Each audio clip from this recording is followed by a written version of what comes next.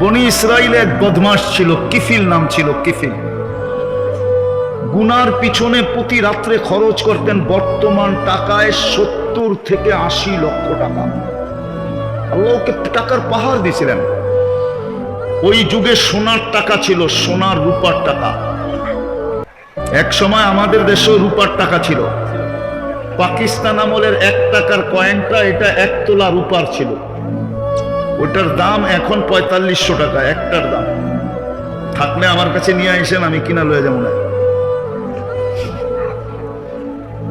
তো 70 থেকে 80 লক্ষ টাকা খরচ করত।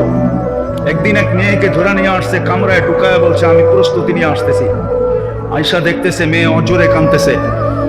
তো বলতেছিল, ওই মেয়ে কাঁদিস কেন, তোর গায়ে তো এখনো আঙ্গুলের ছোঁয়া দেই নাই, আর জোর করেও তোকে নিয়ে আসি না, টাকার বিনিময়ে নিয়ে আসছি, আর তুই সদিচ্ছায় আমার হাতে ধরা দিছিস, আমি তোকে খুঁজেও বাহির করি নাই।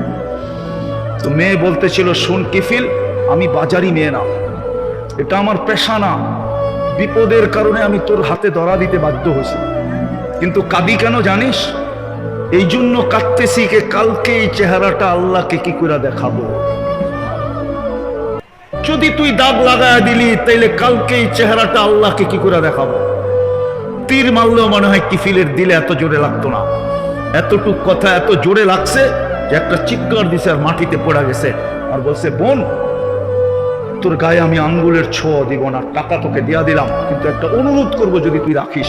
বলছে, সেটা কি? বলছে, তুই হাত উঠাইয়া চোখের পানি দিয়ে আল্লাহকে বলা দে আমি তওবা করলাম, আমার তওবাটা যেন কবুল করে। রব্বে কাবার কসম, ওই রাত্রেই কিফিলের মৃত্যু। কিফিল দুনিয়ার থেকে ওই রাত্রেই চলে গেছে। কিন্তু সকালে ঘরের দরজায় স্বর্ণ অক্ষরে লেখা উঠছে, কদ গাফারাল্লাহু লিকিফলিন।